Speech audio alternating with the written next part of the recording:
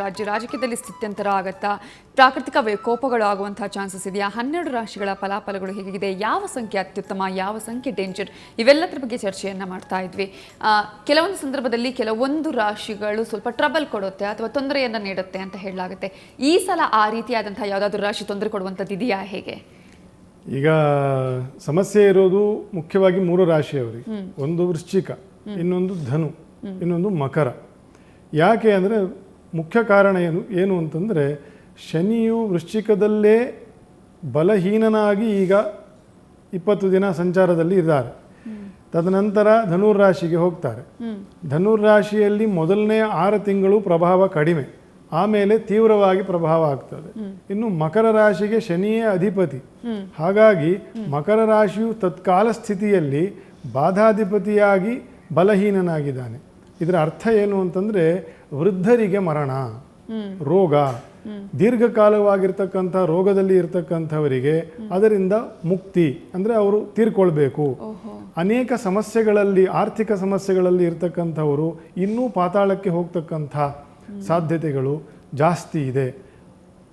ವೃಶ್ಚಿಕ ರಾಶಿಯವರು, ಧನುರ್ರಾಶಿಯವರು, ಮಕರ ರಾಶಿಯವರು, ಈ 3 ರಾಶಿಯವರು ವಿಧಿವತ್ತಾಗಿ ನವಗ್ರಹ ಶಾಂತಿಯನ್ನು ಮತ್ತು ನವಗ್ರಹ ಜಪವನ್ನು, ವಿಶೇಷವಾಗಿ ಈಶ್ವರನ ಮತ್ತು ಮಹಾವಿಷ್ಣುವಿನ ಕ್ಷೇತ್ರ ದರ್ಶನಗಳನ್ನು ಮಾಡುವುದರಿಂದ ನಮಗಾಗಲ್ಲ, ವಯಸ್ಸಾಗಿದೆ, ನಮ್ಮ ಅಪ್ಪ ಅಮ್ಮನಿಗೋ, ನಮ್ಮ ಅಣ್ಣ ತಮ್ಮಂದಿರಿಗೋ, ಹೆಂಡತಿಗೋ, ಗಂಡನಿಗೋ ಪ್ರಯಾಣ ಮಾಡೋಕ್ಕಾಗಲ್ಲ, ಅವರ ಪರವಾಗಿ ಯಾರು ತೊಂದರೆಯಲ್ಲಿ ಇರ್ತಾರೆ, ಆರ್ಥಿಕವಾಗಿ ಮತ್ತು ಆರೋಗ್ಯ ವಿಷಯವಾಗಿ ಮುಖ್ಯವಾಗಿ ಕಾಡುವುದು ಸಮಸ್ಯೆಗಳು, ಇಂಥವರು ಅವರ ಪರವಾಗಿ ಇವರು ಮಹಾಕ್ಷೇತ್ರಗಳ ದರ್ಶನವನ್ನು ಮಾಡಿ, ಅಲ್ಲಿ ಅವರಿಗಾಗಿ ಒಪ್ಪತ್ತು ಉಪವಾಸವನ್ನು ಮಾಡಿ, ಅವರ ಪರವಾಗಿ ಇವರು ನಮಸ್ಕಾರ ಮಾಡಿ ಪ್ರಾರ್ಥನೆಯನ್ನು ಮಾಡುವುದರಿಂದ, ಸ್ವಾಮಿಯ ದರ್ಶನವನ್ನು ಮಾಡುವುದರಿಂದ ಸಾಕಷ್ಟು ಒಳ್ಳೆಯ ಪರಿಣಾಮ ಬರ್ತದೆ. ಒಂದು. ಎರಡನೇದಾಗಿ, ವೃದ್ಧರು ಅಂತಂತ ಏನು ಹೇಳಿದೀವಿ, ಅದು ರಾಜಕೀಯದವರಿಗೂ ಸಿನಿಮಾ ರಂಗದವರಿಗೂ ಅಪ್ಲೈ ಆಗುತ್ತೆ. ಯಾಕೆ ಅಂತಂದರೆ, ಬಾಧಾಧಿಪತಿ, ಲಗ್ನದ ಬಾಧಾಧಿಪತಿಯು ಇವತ್ತಿನ ಲಗ್ನದಲ್ಲೇ ಬುಧನು ಅಲ್ಲೇ ಇರುವುದರಿಂದ, ತೃತೀಯದಲ್ಲಿ ಶುಕ್ರನು ಕುಜನಿಂದ ಕಂಗೆಟ್ಟಿರುವುದರಿಂದಲೂ, ನಾನು ಆಗಲೇ ಹೇಳಿದಂತೆ ಓವರಾಲ್ ಗುರುಬಲ ಇಲ್ಲ. ಹಾಗಾಗಿ ಸಿನಿಮಾ ರಂಗದಲ್ಲಿರ್ತಕ್ಕಂಥವರು, ರಾಜಕೀಯದಲ್ಲಿ ಇರ್ತಕ್ಕಂಥ ಕೆಲ ವೃದ್ಧರು ಮತ್ತು ಏಜ್ ಆಗಿರ್ತಕ್ಕಂಥವರು, ಕೆಲವು ಸಮಸ್ಯೆಗಳಲ್ಲಿರ್ತಕ್ಕಂಥವರು, ಇವ್ರದ್ದೆಲ್ಲ ಸ್ವಲ್ಪ ಅಗಲುವಿಕೆಯ ದುಃಖ ಅಥವಾ ನೋವು ಈ ವರ್ಷ ಕಾಣುವ ಸಾಧ್ಯತೆಗಳು ಜಾಸ್ತಿ ಇದೆ. ಇವ್ರಿಗೆಲ್ಲರಿಗೂ ಸಮಾನವಾಗಿ ಅಪ್ಲೈ ಆಗುತ್ತೆ. ಹಾಗಾಗಿ ಈ ವೃಶ್ಚಿಕ, ಧನು ಮತ್ತು ಮಕರ ರಾಶಿಯವರು ಈ ರೀತಿಯ ವಿಶೇಷ ಸಾಧನೆಗಳನ್ನು, ಸೇವೆಗಳನ್ನು ಮಾಡಿಕೊಂಡ್ರು ಒಳ್ಳೆಯದು. ಮುಂದೆ ಇತರೆ ರಾಶಿಗಳನ್ನು ಒಂದೊಂದಾಗಿ ನೋಡ್ಬೋದು. ಅದರ ಜೊತೆಗೆ ಅಪಾಯಕಾರಿ ನಂಬರ್ಗಳು ಅಂತ ಏನಾದರೂ ಇದೆಯಾ, ಹೇಗೆ ಅಂತ ಹೇಳಿ? ಖಂಡಿತವಾಗ್ಲೂ ಪ್ರತಿ ವರ್ಷನೂ ಅಪಾಯಕಾರಿ ತುಂಬ ನಂಬರ್ಗಳಿರುತ್ತೆ. ಈ ವರ್ಷ ಅಂತ ಬಂದಾಗ 4, 13, 22, 31 ತುಂಬ ಅಪಾಯ. ಅದೇ ರೀತಿಯಲ್ಲಿ 6, 15, 24 ತುಂಬ ಅಪಾಯ ಇರುತ್ತೆ. 7, 16, 25 ತುಂಬ ಅಪಾಯ. ಅದೇ ಥರ 8, 17, 26 ಈ ಸಂಖ್ಯೆಗಳು ಅತಿ ಡೇಂಜರಸ್ ಡೇಟ್ಸ್ಗಳು. ಅತಿ ಹೆಚ್ಚು ನಾವು ಡಿಸ್ಟ್ರಕ್ಷನ್ಸು, ಆಕ್ಸಿಡೆಂಟ್ಸು, ಎಲ್ಲೋ ಟ್ರೈನ್ ಇದಾಯಿತು, ಫೈರ್ಸ್ ಆಕ್ಸಿಡೆಂಟ್ಸ್ ಆಯಿತು, ಇದೆಲ್ಲ ನಾವು ನೋಡ್ತೀವಿ ಅಂದರೆ ಇಂಥ ಡೇಟ್ಸ್ಗಳೇ. ಸೊ ಇಂಥ ಡೇಟಲ್ಲಿ ಹುಟ್ಟಿರೋರಿಗೂ ತುಂಬ ಪ್ರಾಬ್ಲಮ್ ಆಗುವಂಥದ್ದಿರುತ್ತೆ. ಅದೇ ರೀತಿಯಲ್ಲಿ ಈ ವರ್ಷ ಪೂರ್ತಿ ಇಂಥ ಡೇಟ್ಸ್ಗಳು ತುಂಬ, ಪ್ರತಿ ತಿಂಗಳು ಈ ಡೇಟ್ಸ್ಗಳಲ್ಲಿ ಏನಾದರೂ ಒಂದು ಮೇಜರಾಗಿ ನಡೆಯುವಂಥದ್ದು ನಾವು ನೋಡ್ತೀವಿ. ಇನ್ನು ಈ ವರ್ಷದ ಒಂದು ಈ ಡೇಂಜರಸ್ ಡೇಟ್ಸ್ ಅಂತ ನೋಡಿದಾಗ, ಆ ಡೇಟಲ್ಲಿ ಹುಟ್ಟಿರೋರ ಜೊತೆಗೆ ಹೆಣ್ಮಕ್ಳಿಗೆ ತುಂಬ ತೊಂದರೆ ಇದೆ ಈ ವರ್ಷ. ಪ್ರತಿ ಸರಿನೂ ನಾವು ನೋಡ್ತಾ ಇದ್ದೀವಿ, ದೌರ್ಜನ್ಯಗಳು ಜಾಸ್ತಿನೇ ಇದೆ ಹೊರತು ಹೆಣ್ಮಕ್ಳನ್ನ ಬೆಳೆಸೋರಿಲ್ಲ. ಸೊ ಅದರಿಂದ ಈ ವರ್ಷ ಹೆಣ್ಮಕ್ಳಿಗೆ ಅತಿ ಹೆಚ್ಚು ಅಪಾಯ ಜಾಸ್ತಿ ಇರುವಂಥದ್ದು. ಹೆಣ್ಮಕ್ಳು ಒಬ್ಬೊಬ್ಬರೇ ಓಡಾಡೋವಂಥದ್ದನ್ನು ಸ್ವಲ್ಪ ತಪ್ಪಿಸ್ಕೋಬೇಕಾಗತ್ತೆ. ಸ್ವಲ್ಪ ಅವರಲ್ಲೂ ಒಂದು ಸ್ಟ್ರಾಂಗ್ ನೇಚರ್ನ ಬೆಳೆಸ್ಕೊಳ್ಳೋಂಥದ್ದು ತುಂಬ ಒಳ್ಳೆಯದು. ಇನ್ನು ಈ ವರ್ಷ ಚೈನಾ ಅತಿ ಹೆಚ್ಚು ಸೂಪರ್ ಪವರ್ ಆಗಿ ಒಮ್ಮೆ ಸ್ವಲ್ಪ ಈ ಯುದ್ಧಗಳು ಇದೆಲ್ಲ ಸ್ವಲ್ಪ ಜಾಸ್ತಿ ಆಗುವಂಥದ್ದು ಈ ವರ್ಷದಲ್ಲಿ ನಾವು ಕಾಣ್ಬೋದು. ಓಕೆ, ಇನ್ನು 12 ರಾಶಿಗಳ ಫಲಾಫಲಗಳ ಬಗ್ಗೆ ನಾವು ನೋಡ್ತಾ ಹೋಗೋದಾದ್ರೆ, ಮೊದಲ ರಾಶಿ ಮೇಷರಾಶಿಯಿಂದ, ವೃಷಭ ರಾಶಿಯಿಂದ ನಾವು ನೋಡೋದಾದ್ರೆ, ಮೇಷದಿಂದನೇ ನೋಡೋದಾದ್ರೆ ಶುಭ ಮತ್ತು ಅಶುಭ ಫಲಾಫಲಗಳು ಏನೇನು? ಮೇಷರಾಶಿಯವರಿಗೆ ಅಷ್ಟಮದ ಶನಿಯು ನಿವೃತ್ತಿ ಆಗ್ತದೆ. ಅದೊಂದು 2017ರ ಒಂದು ವಿಶೇಷ ಫಲ ಅವರಿಗೆ. ಮತ್ತು ಯೋಗಕಾರಕನಾಗಿರ್ತಕ್ಕಂಥ ಕುಜನು ಉತ್ತಮ ಸಂಚಾರದಲ್ಲಿ ಇನ್ನು 4-6 ತಿಂಗಳು ಕುಜನ ಬಲ ಚೆನ್ನಾಗಿರ್ತದೆ, ವ್ಯಾಪಾರ ಅಭಿವೃದ್ಧಿ ಆಗತ್ತೆ. ಮತ್ತು ಶನಿ ದೋಷವು ಕಳೆಯೋದು ಬಹಳ ಇಂಪಾರ್ಟೆಂಟು. ಈ ತೊಂದರೆಯಲ್ಲಿ ಸಿಕ್ಕಾಕೊಂಡಿರ್ತಕ್ಕಂಥದ್ದು ವರ್ಷ ಮಧ್ಯದ ನಂತರ ಸಾಕಷ್ಟು ಒಳ್ಳೆಯ ಪ್ರಗತಿಯನ್ನು ಮೇಷರಾಶಿಯವರು ಕಾಣ್ತಾರೆ. ಅವರಿಗೆ ವಿಶೇಷವಾಗಿ ದುರ್ಗೆಯ ಆರಾಧನೆಯನ್ನು ಮತ್ತು ಸ್ತ್ರೀ ಕಲ್ಯಾಣವನ್ನು, ಅಂದರೆ ಹೆಣ್ಣು ಮಕ್ಕಳಿಗೆ, ಬಡ ಹೆಣ್ಣು ಮಕ್ಕಳಿಗೆ ಏನಾದರೂ ಒಂದು ಅವರು ಅನುಕೂಲ ಮಾಡಿಕೊಡ್ತಕ್ಕಂಥದ್ದು, ಏನಾದರೂ ಒಂದು ಒಳ್ಳೆ ದಾನ ಧರ್ಮಗಳನ್ನು ಮಾಡ್ತಕ್ಕಂಥ ಸ್ತ್ರೀಯರ ನಿಮಿತ್ತವಾಗಿ ಮಾಡೋದ್ರಿಂದ ಅವರಿಗೆ ಶುಭ ಕಾರ್ಯಗಳು ಚೆನ್ನಾಗಿ ನಡೀತದೆ ಈ ವರ್ಷ. ಓಕೆ, ಅದರ ಬಗ್ಗೆನೇ ಅಂದರೆ ಈಗ ನಾವು ಮೇಷರಾಶಿಯವ್ರ ಬಗ್ಗೆನೇ ಹೇಳೋದಾದರೆ ಅವರಿಗೆ ಯಾವ ನಂಬರ್ಗಳು ಒಳ್ಳೆಯದಾಗುತ್ತೆ ಅಥವಾ ಯಾವ ನಂಬರಿಂದ ಸ್ವಲ್ಪ ಕೆಟ್ಟದಾಗೋ ಚಾನ್ಸಸ್ ಇರುತ್ತೆ?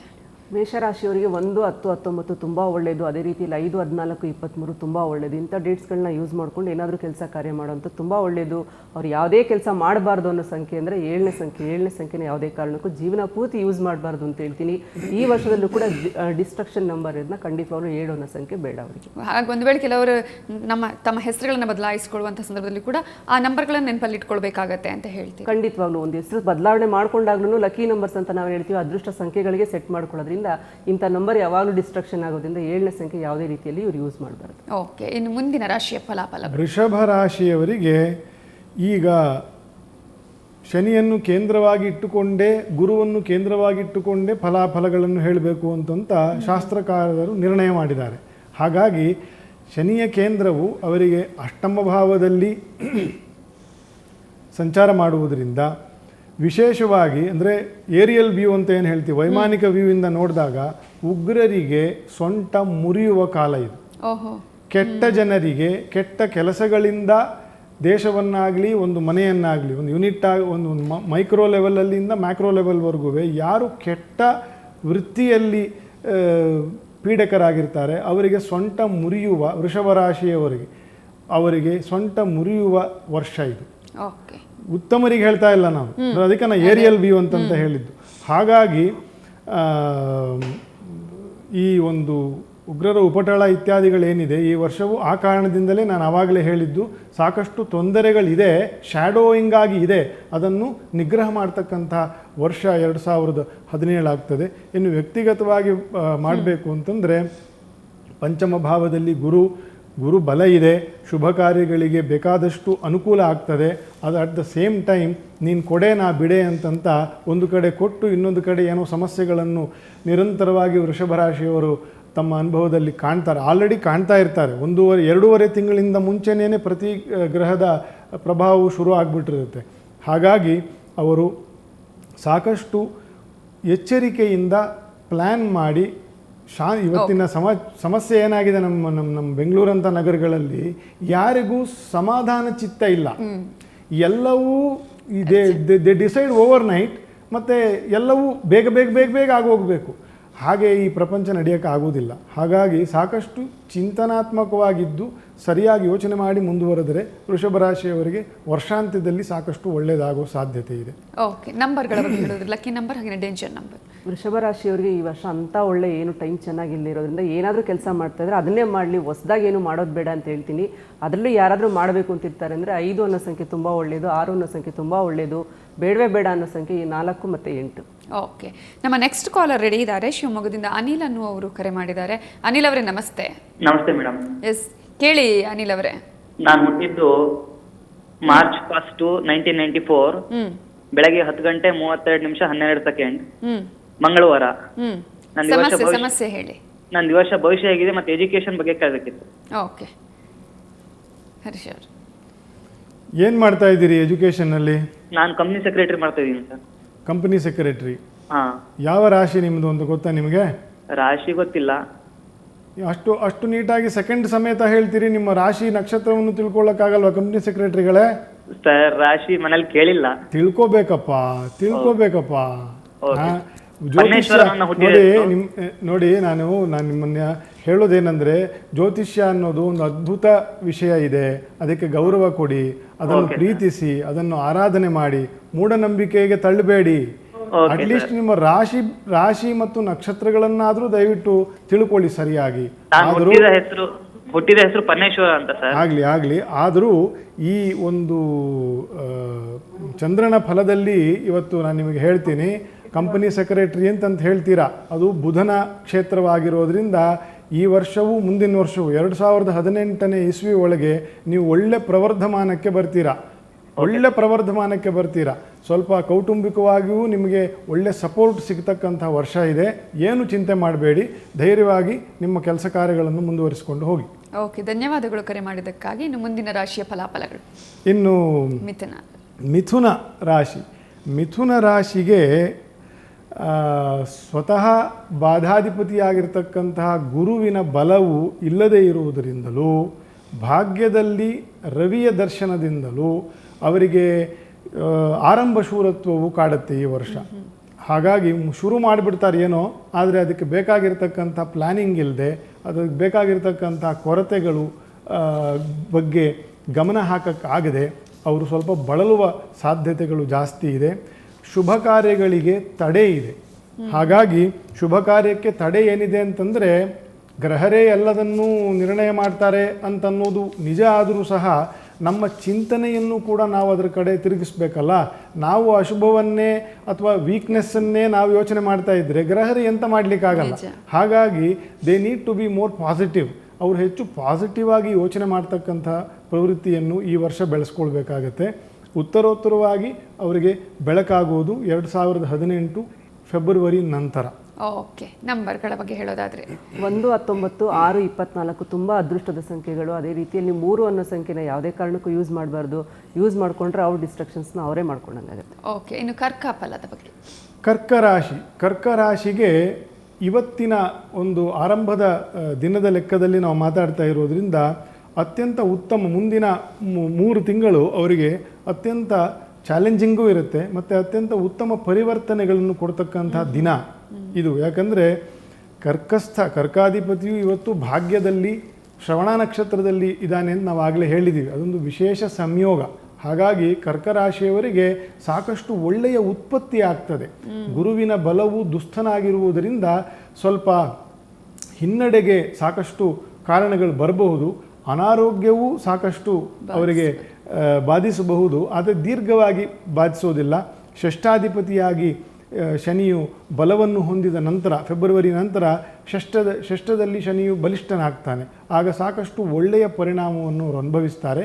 ಅದರ್ವೈಸ್ ಜುಲೈ ನಂತರ ಅವರಿಗೆ ಸಾಕಷ್ಟು ಒಳ್ಳೆಯ ಫಲ ಬರ್ತದೆ ಕರ್ಕ ರಾಶಿಯವರು. Okay, lucky and danger numbers. 5, 14, 23 ತುಂಬ ಲಕ್ಕಿ ಇರುತ್ತೆ. 9, 18, 27 ಅನ್ಲಕ್ಕಿ ನಂಬರ್ಸ್, ಯೂಸ್ ಮಾಡಬಾರ್ದು. ಓಕೆ, ಮುಂದಿನ ರಾಶಿಯ ಫಲಾಫಲಗಳು. ಸಿಂಹರಾಶಿ ಏಕಮೇವ ರಾಶಿ. ಸಿಂಹ ರಾಶಿ ಬಿಟ್ಟರೆ ಮೀನರಾಶಿ, ಇವರಿಬ್ಬರಿಗೇನೆ ಗುರುವಿನ ಅನುಗ್ರಹ ಚೆನ್ನಾಗಿದೆ. ಹಾಗಾಗಿ ಮುಂದಿನ ವರ್ಷದವರೆಗೂ ಅವರಿಗೆ ಜಯ, ವಿಜಯ, ಶತ್ರು ವಿನಾಶ, ಈ ರೀತಿಯ ಅನೇಕ ಸತ್ಫಲಗಳು, ವಿಶೇಷವಾಗಿ ರಾಜರಿಗೆ, ಸಿಂಹರಾಶಿಯ ರಾಜರಿಗೆ, ಮಿನಿಸ್ಟ್ರಿಗಳಿಗೆ ಬಹಳ ಒಳ್ಳೆಯ ವರ್ಷ ಇದು 2017. Okay, lucky and danger numbers. 3, 9 ತುಂಬ ಲಕ್ಕಿ ನಂಬರ್ಸು. 8ನೇ ಸಂಖ್ಯೆ ಯಾವುದೇ ಕಾರಣಕ್ಕೂ ಆಗಬರಲ್ಲ, ಅನ್ಲಕ್ಕಿ ಆಗುತ್ತೆ. ಓಕೆ, ಕನ್ಯಾ ರಾಶಿಯ ಫಲ. ಕನ್ಯಾ ವೃಷಭದವರಿಗೆ ಸಾಕಷ್ಟು, ನಾನು ಕನ್ಯಾ ಮತ್ತು ತುಲಾ ರಾಶಿಯವರಿಗೆ ಒಟ್ಟಿಗೆ ಹೇಳಿಬಿಡ್ತೀನಿ ಸಮಯದ ಅಭಾವ ಇರೋದ್ರಿಂದ. ಕನ್ಯಾ ಮತ್ತು ತುಲಾ ರಾಶಿಯವರಿಗೆ ಗುರುವಿನ ಆಂಶ ಬಲವು ಮತ್ತು ಉತ್ತಮ ಬಲವು ಮಧ್ಯದ ವರ್ಷದಿಂದ ಸರಿಯಾಗ್ತಾ ಹೋಗ್ತದೆ. ತೃತೀಯಾಧಿಪತಿಯಾಗಿರ್ತಕ್ಕಂಥ ಶನಿಯ ಒಂದು ಬಲವು ಕಡಿಮೆಯಾಗಿ ಅವರಿಗೆ ಶುಭ ಕಾರ್ಯಗಳಲ್ಲಿ ಪ್ರವೃತ್ತಿ ಉಂಟಾಗುತ್ತೆ. ಯಾರಿಗೆ? ಈ 2 ರಾಶಿಯವರಿಗೆ. ಮುಂದೆ ವೃಶ್ಚಿಕ ರಾಶಿ ಮತ್ತು ಧನು, ಮಕರ ತಗೊಂಡ್ಬಿಟ್ಟಿದೀವಿ ಆಲ್ರೆಡಿ. ಮುಂದೆ ಕುಂಭವನ್ನು ನೋಡಬಹುದು. ನಮ್ಮ ಮೇಡಮ್ ನಂಬರ್ ಹೇಳಿದ್ರೆ danger number and lucky number. ಕನ್ಯಾ ರಾಶಿಯವರಿಗೆ 6, 24 ತುಂಬ ಲಕ್ಕಿ. 7ನೇ ಸಂಖ್ಯೆ ಯಾವುದೇ ಕಾರಣಕ್ಕೂ ಯೂಸ್ ಮಾಡಬಾರ್ದು. ಇನ್ನು ತುಲಾ ರಾಶಿಯವರಿಗೆ 5ನೇ ಸಂಖ್ಯೆ ತುಂಬ ಲಕ್ಕಿ ಆಗುತ್ತೆ. 4ನೇ ಸಂಖ್ಯೆ ಯಾವುದೇ ಕಾರಣಕ್ಕೂ ಯೂಸ್ ಮಾಡಬಾರ್ದು. ಓಕೆ, ಕುಂಭರಾಶಿಯವರಿಗೆ ಸಾಕಷ್ಟು ಒಳ್ಳೆಯ ಪರಿಣಾಮಗಳನ್ನು ಅವರು ಎದುರಿಸ್ತಾರೆ. ಆದರೆ ಸಮಸ್ಯೆ ಏನಿದೆ ಅಂತಂದರೆ ಅವರು ಸ್ಥಿರವಾಗಿರ್ತಕ್ಕಂಥ ಚಿತ್ತವನ್ನು ಹೊಂದುವುದು ಬಹಳ ಕಷ್ಟ ಇದೆ. ಶನಿಯು ಅಜ್ಞಾತ ರಾಶಿಯಲ್ಲಿ, ಅಂದರೆ ರಾಶ್ಯಾಧಿಪನು ಶನಿಯ ಬಲವೇ ಇಲ್ಲ ಅವರಿಗೆ ಈ ವರ್ಷ. ಶನಿಯ ಬಲ ಬೇಕು ಯಾವತ್ತೂ. ಸಾಲದಕ್ಕೆ ಗುರುವಿನ ಬಲವೂ ಇಲ್ಲ. ಅಷ್ಟಮಾಧಿಪತಿಯಾಗಿ ಗುರು ಇದ್ದಾನೆ. ಆದರೆ ಅವರು ಸ್ಥಿರವಾಗಿರ್ತಕ್ಕಂಥ ಮನಸ್ಸುಳ್ಳವರು, ಶ್ರೇಷ್ಠವಾಗಿರ್ತಕ್ಕಂಥ ಚಿಂತನೆ ಇರ್ತಕ್ಕಂಥವರು ಕುಂಭರಾಶಿಯವರು. ಅವರು ತಮ್ಮ ಉಪಾಸನಾ ಬಲವನ್ನು, ಅಂದರೆ ಅವ್ರು ಮಾಡ್ತಾ ಇರ್ತಕ್ಕಂಥ ಕೆಲಸದಲ್ಲಿ ಅವ್ರಿಗೆ ಬೇಕಾಗಿರ್ತಕ್ಕಂತಹ ಸಬ್ಜೆಕ್ಟ್ ಬಗ್ಗೆ ಇನ್ನು ಸ್ವಲ್ಪ ಡೀಪಾಗಿ, ಇನ್ನು ಸ್ವಲ್ಪ ಆಳವಾಗಿ ವಿಶ್ವಾಸವನ್ನು ಹೊಂದಬೇಕಾಗತ್ತೆ ಕುಂಭರಾಶಿಯವರಿಗೆ. ಓಕೆ, ಕೊನೆಯದಾಗಿ ಮೀನರಾಶಿ. ನಾನು ಆಗಲೇ ಹೇಳಿದೆ, ಸಿಂಹ ಮತ್ತು ಮೀನರಾಶಿಯವರಿಗೆ ಒಳ್ಳೆಯ ವರ್ಷ ಇದು. ಗುರುಬಲ ಇದೆ. ಶನಿಯು ದಶಮಕ್ಕೆ ಬರ್ತಾನೆ, ನವಮಾಧಿಪತಿಯಾಗಿದ್ದಾನೆ. ದಶಮದಲ್ಲಿ ಬುಧಾದಿತ್ಯ ಯೋಗ ಇದೆ. ಎಲ್ಲವೂ ಒಳ್ಳೆಯ ಕೆಲಸಗಳು ಮೀನರಾಶಿಯವರಿಗೆ ಮಂಗಲಕರವಾಗುತ್ತೆ. ಇನ್ನೊಂದು ಮಾತು ಹೇಳಕ್ಕೆ ಇಷ್ಟಪಡ್ತೀನಿ, ಎಲ್ಲ ಜನರು ಕೂಡ ತಮ್ಮ ಭವಿಷ್ಯದ ಬಗ್ಗೆ ತುಂಬ ಯೋಚನೆ ಮಾಡ್ತಾರೆ. ಆದರೆ ನಾನು ಕಳಕಳಿಯಿಂದ ಹೇಳೋದೇನಂತಂದರೆ, ನಮ್ಮ ವರ್ತಮಾನ ಕಾಲದಲ್ಲಿ ಸ್ವಲ್ಪ ಗಮನವನ್ನು ಹೆಚ್ಚು ಹಾಕಿ. ಯಾಕಂದರೆ ನಮ್ಮ ವರ್ತಮಾನವು ನಮ್ಮ ತಂದೆ ತಾಯಿ, ನಮ್ಮ ಅಣ್ಣ ತಮ್ಮ, ಅಕ್ಕಂದಿರು, ನಮ್ಮ ಮಿತ್ರರು, ಯಾರ್ಯಾರಿಂದಲೂ ಏನೇನೋ ಪಡ್ಕೊಂಡಿರ್ತೀವಿ, ಯಾರ್ಯಾರಿಂದಲೂ ಏನೇನೋ ನಮಗೆ ಬೇಕಾದಷ್ಟು ಆಗಿರುತ್ತೆ. ಇವರೆಲ್ಲರಿಗೂ ನಾವು ಕೃತಜ್ಞರಾಗಿರಬೇಕು. ನಾವು ಭವಿಷ್ಯದ ಬಗ್ಗೆ ಯೋಚನೆ ಮಾಡ್ತಾ ಇದ್ದರೆ ನಾವು ಸ್ವಾರ್ಥಿಗಳಾಗ್ತೀವಿ. ಹಾಗಾಗಿ ವರ್ತಮಾನ ಕಾಲದಲ್ಲಿ ನಾವು ಹೆಚ್ಚು ಪ್ರೇಮಾಸ್ಪದರಾಗಿರಲಿಕ್ಕೆ ಪ್ರಯತ್ನ ಮಾಡೋಣ. ಹೆಚ್ಚು ಭಗವಂತನ ಬಗ್ಗೆ ವಿಶ್ವಾಸವನ್ನು ಇಡುವಂತಹ ಚಿಂತನೆಯನ್ನು ಬೆಳೆಸ್ಕೊಳ್ಳೋಣ ಅಂತಂತ ನನ್ನ ಮಾತನ್ನು ಮುಗಿಸ್ತೀನಿ. ಎಸ್, ಕೊನೆಯದಾಗಿ 2 ರಾಶಿಗಳ ಡೇಂಜರ್ ಅಂಡ್ ಲಕ್ಕಿ ನಂಬರ್. ಕುಂಭರಾಶಿಯವರಿಗೆ 6-24 ತುಂಬ ಒಳ್ಳೆಯದು, 8 ಯಾವುದೇ ಕಾರಣಕ್ಕೂ ಬೇಡ. ಇನ್ನು ಮೀನರಾಶಿಯವರಿಗೆ 9 ತುಂಬ ಲಕ್ ಕೊಡುತ್ತೆ. ಅದೇ ರೀತಿಯಲ್ಲಿ 5ನ ಸಂಖ್ಯೆನ ಯಾವುದೇ ಕಾರಣಕ್ಕೂ ಯೂಸ್ ಮಾಡಿ. ಓಕೆ, ಈ ಸಂಖ್ಯೆಗಳ ಫಲಾಫಲಗಳು ಏನು ಅನ್ನೋದನ್ನು ತಿಳ್ಕೊಳ್ತಿದ್ದೀರಾ. Thank you very much. ಹಾಗೆಯೇ ಈ 12 ರಾಶಿಗಳ ಫಲಾಫಲಗಳ ಜೊತೆಗೆ ರಾಜಕೀಯ ಸ್ಥಿತ್ಯಂತರಗಳಾಗಿರ್ಬೋದು, ಏನೇನು ಆಗುತ್ತೆ ಅನ್ನೋದನ್ನು ತಿಳಿಸ್ಕೊಟ್ಟಿದ್ರೆ thank you very much sir. ಎಲ್ಲರಿಗೂ ಒಳ್ಳೆಯದಾಗಲಿ. ಎಸ್, ಈ ವರ್ಷ ಎಲ್ಲರಿಗೂ ಕೂಡ ಒಳ್ಳೆಯದಾಗಲಿ ಅನ್ನೋದೇ ನಮ್ಮೆಲ್ಲರ ಆಶಯ ಕೂಡ. ಹಾಗಾಗಿ ಎಲ್ಲರೂ ಕೂಡ ಈ ಒಂದು ವರ್ಷವನ್ನು ಅತ್ಯಂತ ಖುಷಿಯಿಂದ ಕಳೆಯಿರಿ ಅಂತ ಹೇಳ್ತಾ ಈ ಹೊತ್ತಿನ ವಿಶೇಷ ಕಾರ್ಯಕ್ರಮವನ್ನು ಮುಗಿಸ್ತಾ ಇದ್ದೀನಿ. ನೇರ ದಿಟ್ಟ ನಿರಂತರ ಸುದ್ದಿಗಾಗಿ ನೋಡ್ತಾ ಇರಿ ಸುವರ್ಣ ನ್ಯೂಸ್.